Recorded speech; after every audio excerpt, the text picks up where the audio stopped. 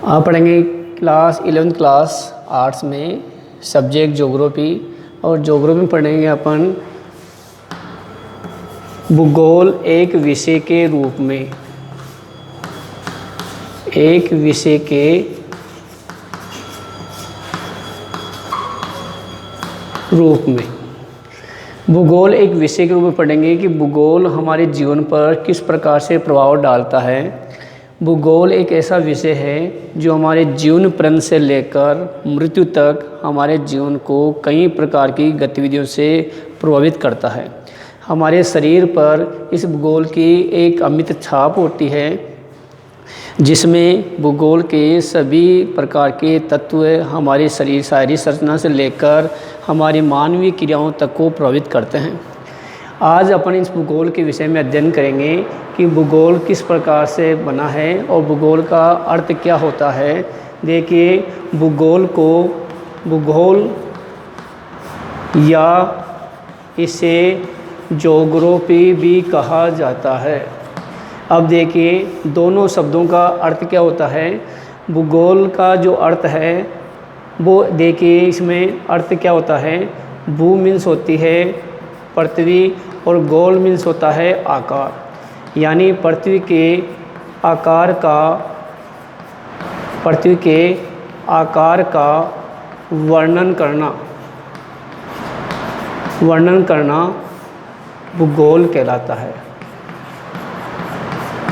इसी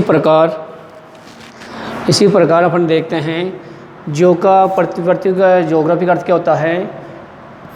दो भाग में डिवाइड करते हैं इसको, जियो प्लस ग्राफी।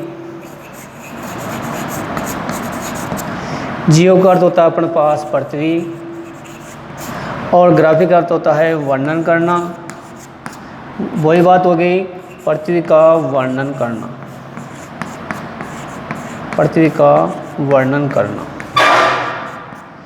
दोनों का सेम अर्थ होता है, पृथ्वी के आकार का वर्णन करना या पृथ्वी का वर्णन करना, दोनों की एक ही बात है। अब पृथ्वी का वर्णन में हम किन तत्वों को शामिल करें कि पृथ्वी का वर्णन ढंग से किया जा सके। तो पृथ्वी के वर्णन के अंदर हम कुछ बातों को लेते हैं जिनका अध्ययन अपन कर सकते हैं आसानी से। तो पृथ्वी के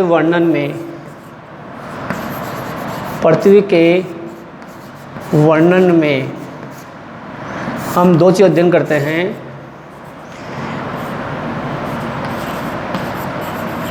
जैविक और अजैविक,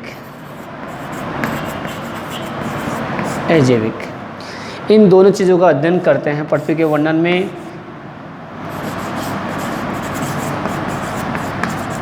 क्योंकि संपूर्ण पृथ्वी के ऊपर जैविक या अजैविक पदार्थ ही पाए जाते हैं, उनका अध्ययन करना भूगोल कहलाता है। लेकिन भूगोल को सही स्पष्ट समझने के लिए फ्रेडरिक रेडजेल ने इस भूगोल को दो भागों में बांटा है, जिसे भूगोल की शाखा कहा जाता है। भूगोल की शाखाएं, दो शाखाएं अपने पास हैं। एक अपने पास मानव भूगोल और एक होते अपने पास भौतिक भूगोल। भौतिक भूगोल और मानव भूगोल, ये दो भागों में बांटा गया है। किसने बांटा है? ये बांटा है फ्रेडरिक रेडजेल ने। फ्रेडरिक रेडजेल ने मानव भूगोल को विशेष महत्व दिया, इसलिए मानव भूगोल का जो जनक है वो फ्रेडरिक रेडजेल को कहा जाता है। तो फ्रेडरिक रेडजेल को मानव भूगोल का जनक भी कहते हैं, मानव भूगोल का संस्थापक भी कहते हैं। इसीलिए फ्रेडरिक रेडजेल ने मानव भूगोल पर एक पुस्तक लिखी, उसका नाम है एंथ्रोज्योग्राफी। क्या नाम है उसका? एंथ्रोज्योग्राफी। एंथ्रोज्योग्राफी के अंदर मानव भूगोल की समस्त परिभाषाओं का अध्ययन किया गया है, मानव भूगोल की उपशाखाओं का अध्ययन किया गया है। इसलिए इसी आधार पर फ्रेडरिक रेडजेल को मानव भूगोल का जनक कहा जाता है। अब फ्रेडरिक रेडजेल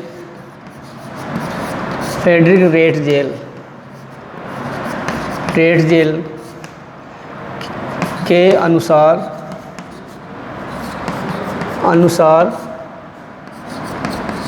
मानव भूगोल। फेडरिक रेटजेल सर मानव भूगोल किसे कहते हैं, इसकी स्पष्ट परिभाषा जानने के लिए हम समझ सकते हैं। फेडरिक रेटजेल कहता है कि धरातल पृथ्वी पर पाया जाने वाला समस्त धरातलीय क्षेत्र या धरातल और मानव समाज के बीच, धरातल और मानव समाज के बीच होने वाली अंतर संबंध क्रिया का अध्ययन करना मानव भूगोल कहलाता है। फेडरिक रेटजेल कहता है मानव भूगोल के विषय के अंदर कि मानव भूगोल किसे कहते हैं, तो फेडरिक रेटजेल कहता है धरातल और मानव समाज। कौन कौन? धरातल और मानव समाज। धरातल और मानव समाज दोनों के बीच, धरातल और मानव समाज दोनों के बीच होने वाली अंतर संबंध क्रिया का अध्ययन करना मानव भूगोल कहलाता है। जैसे ही फेडरिक रेटजेल ने परिभाषा प्रस्तुत की तो विश्व के अन्य भूगोलवेताओं ने भी अपनी अपनी परिभाषाएं मानव भूगोल के रूप में व्यक्त की हैं। तो मानव भूगोल की परिभाषा देने वाले हमारे पास 4 विद्वान हैं। एक विद्वान अपने पास फेडरिक रेटजेल हैं, जो कि अपने पास मानव भूगोल के जनक कहलाते हैं। इनके अनुसार 3 अन्य विद्वान हैं जिन्होंने भी मानव भूगोल की परिभाषाएं प्रस्तुत की हैं। अब वो 4 विद्वान कौन कौन से हैं उनको हम स्पष्ट रूप से देख लेते हैं। तो हमारे पास प्रश्न बन जाता है मानव भूगोल की परिभाषा देने वाले कौन कौन से विद्वान हैं जिन्होंने मानव भूगोल की परिभाषा प्रस्तुत की है। तो मानव भूगोल की परिभाषाएं, मानव भूगोल की परिभाषा देने वाले अपने पास 4 विद्वान हैं। पहला हो गया फेडरिक रेटजेल,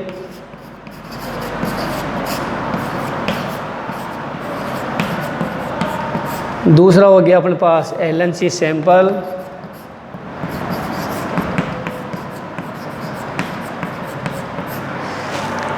तीसरे हो गए अपने पास विडाल डी लाब्लांस,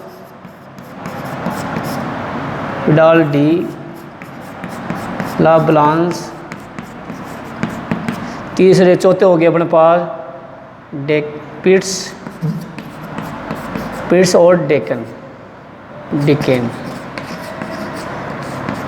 हमें मानव भूगोल की परिभाषा जानने के लिए इन 4 विद्वानों का अध्ययन करना पड़ेगा। ये 4 विद्वान कौन कौन से हैं? Frederick Ratzel, Elon C Semple, Vidal de लाब्लांस और पिट्स एंड डिकेन। ये 4 विद्वान हैं जिन्होंने मानव भूगोल की परिभाषाएं प्रस्तुत की हैं। सबसे पहली परिभाषा देने वाला कौन था? Friedrich Ratzel. ये परिभाषा देने के बाद अन्य विद्वानों ने भी अपनी अपनी परिभाषाएं मानव भूगोल के ऊपर दी हैं। अब ये पहले जान लेते हैं कि फेडरिक रेटजेल कहाँ के थे। तो इनका देश था जर्मन, ये जर्मन वासी थे। फेडरिक कहाँ के थे? जर्मनी के थे। एलन सी सैंपल अमेरिका की थी। दोनों का संबंध फेडरिक रेटजेल की शिष्य थी अपने पास एलन सी सैंपल, ये अमेरिका की थी, ये जर्मन के थे।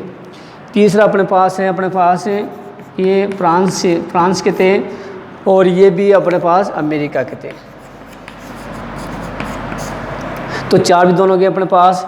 फेडरिक रेटजेल जर्मन के थे, एलन सी सैंपल अमेरिका की थी, विडाल डी लाब्लांस फ्रांस के थे, पिट्स एंड डिक्स अमेरिका के थे। ये देश अपन जान लें। कभी कहा जाता है जर्मन विद्वान कौन हैं, या जर्मन विद्वान जिसने मानव भूगोल की सबसे पहले परिभाषा दी। तो कौन आएगा अपने पास? Frederick Ratzel. अमेरिका की वो स्टूडेंट कौन थी जिन्होंने मानव भूगोल परिभाषा दी? तो एलन सी सैंपल आएगी जो अमेरिका की थी। फ्रांस के विद्वान कौन थे? जो कि विडाल डी लाब्लांस हैं। और अमेरिका के थे पिट्स एंड डिकेन। अब इन चारों ने सब ने मानव भूगोल की अलग अलग परिभाषा दी है। पहली परिभाषा आपने पढ़ ली, दोबारा पढ़ लेते हैं। फेडरिक रेटजेल कहता है कि मानव भूगोल उसे कहते हैं जहाँ धरातल और मानव समाज के बीच होने वाली अंतर संबंध क्रिया का अध्ययन करना मानव भूगोल कहलाता है। तो पहली बात समझ में आ गई अपने पास, फेडरल रीजन ने क्या कहा, धरातल और मानव समाज के बीच होने वाली अंतर संबंध क्रिया का अध्ययन करना मानव भूगोल कहलाता है। इन्होंने इसीलिए एक बुक लिखी जिसका नाम है एंथ्रोजोग्राफी। तो मानव भूगोल की सबसे प्रसिद्ध बुक कौन सी है, एंथ्रोजोग्राफी, जिसके जनक हैं फ्रेडरिक रेडजेल। ये हो गई पहली परिभाषा। दूसरी परिभाषा है एलन सी सैंपल की, जो कि अमेरिका की थी और फ्रेडरिक रेडजेल की शिष्य थी। इसने कहा कि मानव भूगोल उसे कहते हैं, इसने कहा कि पृथ्वी अस्थिर और चंचल है।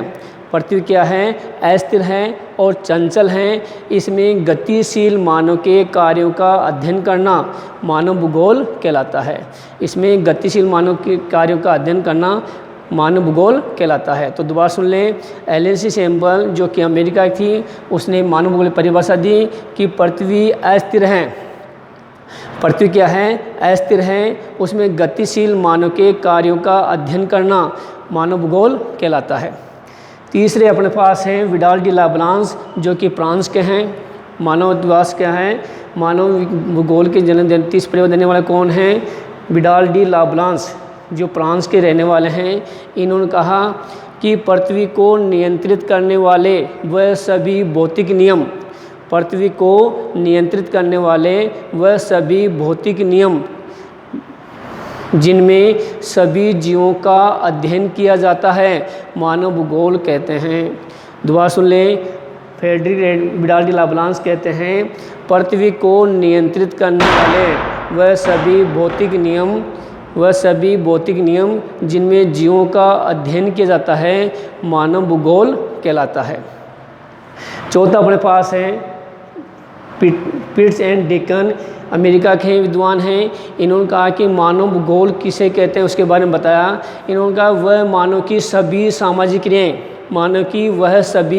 क्रियाएं जो कि मानव भूगोल के अंतर्गत आती हैं, उनमें मानवीय सामाजिक क्रियाओं का अध्ययन करना मानव भूगोल कहलाता है। इस प्रकार से स्पष्ट किया जाता है कि मानव भूगोल की परिभाषा देने वाले हमारे पास 4 विद्वान हो गए, Frederick Ratzel, Ellen C Semple, Vidal de la Blache, Pitts and Deacon. तो इन चारों की परिभाषा दी जाने के कारण हम फ्रेडरिक रेडजेल की सबसे महत्वपूर्ण परिभाषाओं को स्पष्ट कर लें कि फ्रेडरिक रेडजेल ने मानव भूगोल की कौन कौन सी परिभाषाएं प्रस्तुत की हैं। इस प्रकार से मानव भूगोल की परिभाषा दी गई है और मानव भूगोल की परिभाषा में इन चारों का अध्ययन किया जाता है। तो सबसे महत्वपूर्ण चीज़ अपने पास फ्रेडरिक रेडजेल की है, इसकी बुक अपने पास एंथ्रोजोग्राफी है। उसके आधार पर हम मानव भूगोल की परिभाषा स्पष्ट कर सकते हैं। अब देखिए अपने पास फ्रेडरिक रेडजेल ने इनमें से कहा कि ये जो विद्वान अपने पास है एलन सी सैंपल और विडाल डी लाब्लांस, ये दोनों विद्वान अपने पास अलग अलग प्रवृत्तियों के समर्थक हैं। एलन सी सैंपल नीतिवादी विचारधारा के समर्थक हैं और विडाल डी लाब्लांस संभववाद के समर्थक हैं। 2 विचारधारा नहीं बनती हैं मानव भूगोल के बारे में, एक तो अपने पास संभववादी और एक होती है नीतिवादी। तो दोनों विचारों को ध्यान से समझ ले अपन, संभववादी विचारधारा और नीतिवादी विचारधारा। संभववादी विचारधारा के अंदर अपन देखते हैं कि मानव की जो क्रियाएं होती हैं वो संभववादी विचारधाराओं में बदल जाती हैं।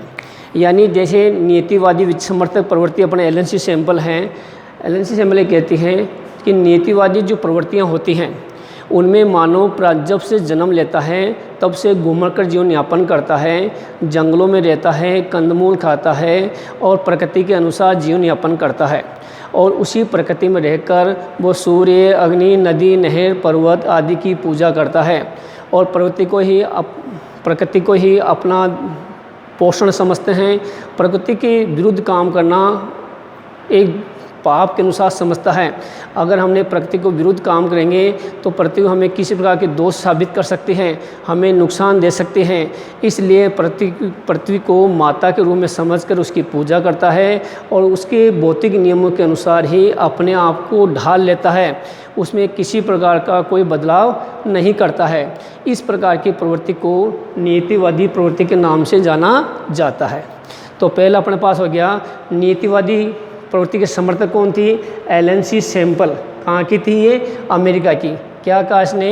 प्रकृति के अनुसार अपने आप को ढालकर बिना रचनात्मक कार्य किए प्रवृत्ति को माता के रूप में पूजकर और उस पर पाए जाने वाले भौतिक नियम जैसे सूर्य, चंद्रमा, पृथ्वी, नदी, नहर, पर्वत, पठारों को पूजा पाठ करना, उनके अनुसार ही अपना जीवन यापन करना, उनके अनुसार ही प्रकृति के अनुसार ही ढल जाना मानव भूगोल कहलाता है।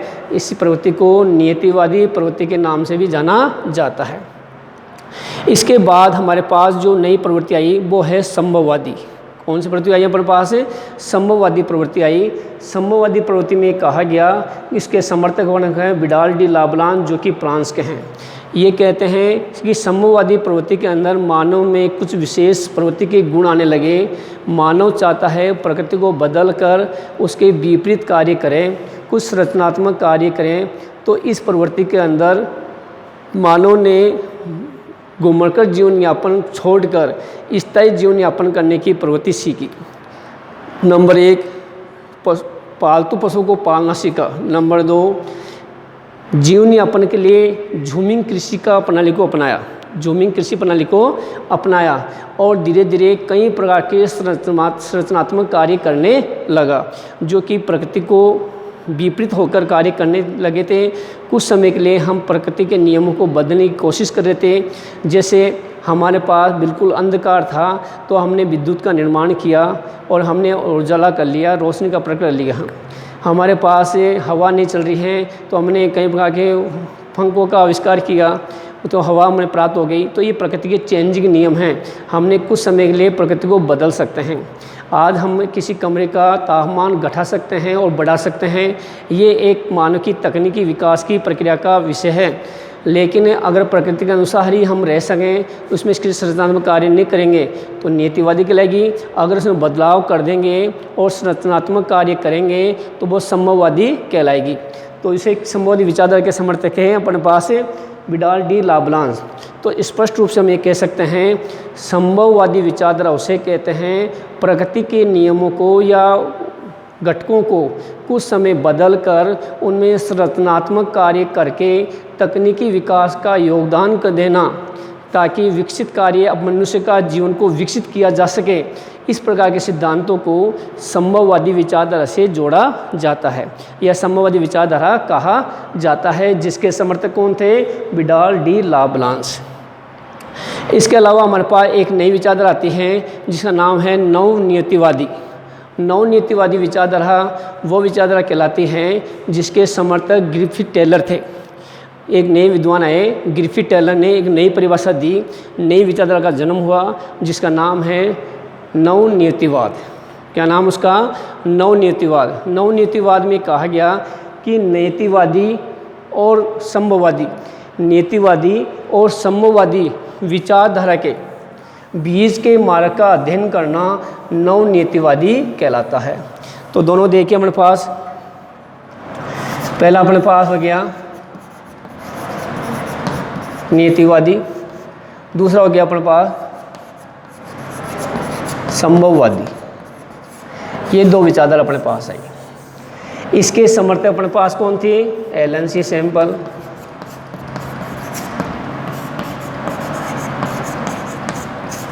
और इसके समर्थक अपने पास था विडाल डी लाब्लांस।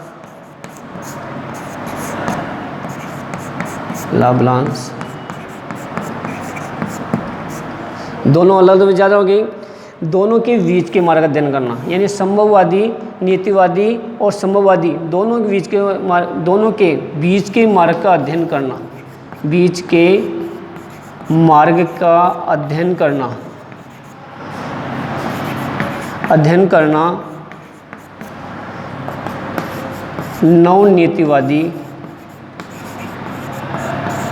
नीतिवादी विचारधारा कहा जाती है। विचारधारा कहा जाता है। और ये कहने वाला कौन था? Griffith Taylor.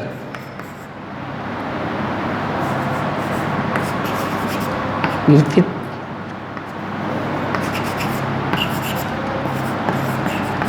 Taylor. Griffith Taylor ने नीचाधार दी नवनीतिवादी। नवनीति किसे कहते हैं? नीतिवादी और संभववादी के बीच के मार्ग का अध्ययन करना नवनीतिवादी कहलाती है। तो इस प्रकार हमारा अध्ययन हो जाता है कि मानव भूगोल के अंदर 3 विचारधाराओं का जन्म हो गया, नीतिवादी और संभववादी। नीतिवादी का एलन सी सैंपल और विडाल डी लाब्लांस, संभववादी विडाल डी लाब्लांस, दोनों के बीच के मार्ग का अध्ययन करना नवनीतिवादी, और नवनीतिवादी की विचारधारा को पूर्ण करने वाला ग्रिफिथ टेलर है। इस प्रकार हमारे स्पष्ट बन जाती है। अब हमारे पास आ जाता है मानव भूगोल के 2 दशाएं। मानव भूगोल की 2 दशाओं का अध्ययन किया करना। तो मानव भूगोल की 2 दशाएं कौन कौन सी हैं वो देखते हैं अपन।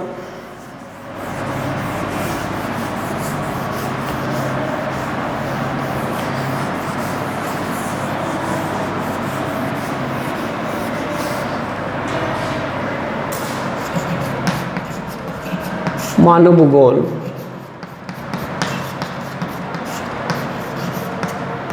दो दशाएं। देखिए, मानव भूगोल की 2 दशाओं के अंदर भी वो आएंगे, भौतिक भूगोल, मानव भूगोल आएगी, लेकिन यहाँ पर लिखा जाएगा वो मानव भूगोल की दशाएं और भौतिक भूगोल की दशाएं। वहाँ पर सिर्फ मानव भूगोल और भौतिक भूगोल लिखा जाएगा। मानव भूगोल की 2 दशाएं 2 करने वाला कौन था अपने पास? हेंटिगटन। हेंटिगटन नाम के विद्वान ने की थी, और इसने कहा था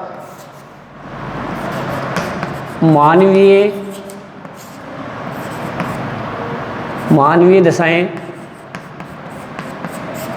और भौतिक दशाएं।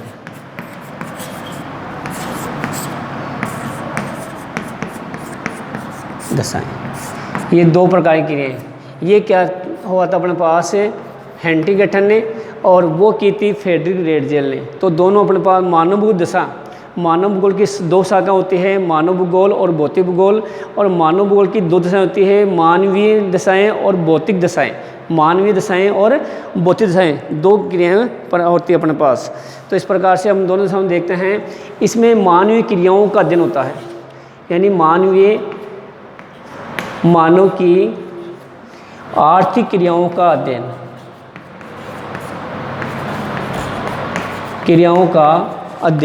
आर्थिक क्रियाओं का अध्ययन।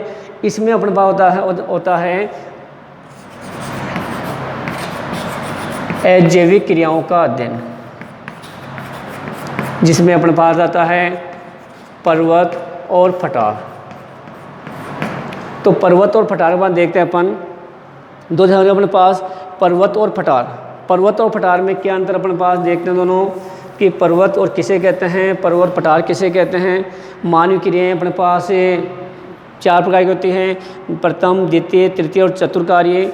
और पर्वत अजैविक क्रियाओं में अपने पास 2 चीज़ अध्ययन करते हैं, पर्वत और पठार का। तो देखिए, पर्वत किसे कहते हैं और दूसरा होता है अपने पास पठार किसे कहते हैं। ये 2 देखिए, दोनों का अध्ययन अपन एक डायग्राम के माध्यम से कर सकते हैं, जिनमें अपन समझ सकते हैं कि पर्वत किसे कहते हैं और पठार किसे कहते हैं। देखिए, इस प्रकार की आकृति बनाते हैं अपन, इसमें अध्ययन कर देखते हैं अपन। अगर धरातल के ऊपर इस प्रकार की आकृति जिसका तल भाग विस्तृत हो, तल भाग क्या हो? विस्तृत हो, और ऊपरी भाग संकीर्ण हो। अगर धरातल के ऊपर इस प्रकार की आकृति है जिसका तल भाग विस्तृत हो और ऊपरी भाग संकीर्ण हो। तल भाग तो क्या है? विस्तृत हो और ऊपरी भाग संकीर्ण हो। इस प्रकार की आकृति को पर्वत कहा जाता है। क्या कहा जाता है? इस प्रकार आकृति को पर्वत कहा जाता है। तो इसका भाग कौन सा भाग है? तल भाग तो क्या है? विस्तृत होता है, और ऊपरी भाग क्या होता है? संकीर्ण होता है। इस प्रकार की आकृति को क्या बोलेंगे अपन? पर्वत। क्या कहेंगे अपन? पर्वत। पठार देखिए, इसका ठीक उल्टा कर लेंगे अपन। इस प्रकार पठार इस प्रकार की होती है जिसका नीचे का भाग संकीर्ण हो, जिसका नीचे का भाग क्या हो? संकीर्ण हो, और ऊपरी भाग क्या हो? विस्तृत हो। ऊपरी भाग कैसा होना चाहिए, विस्तृत होना चाहिए, उसे पर्वत का पठार कहा जाता है। उसे क्या बोलते हैं, पठार कहा जाता है। इस प्रकार की क्रिया को पठार कहते हैं और इस प्रकार की क्रिया को अपन पर्वत कहते हैं। इसीलिए देखिए अपन वहाँ से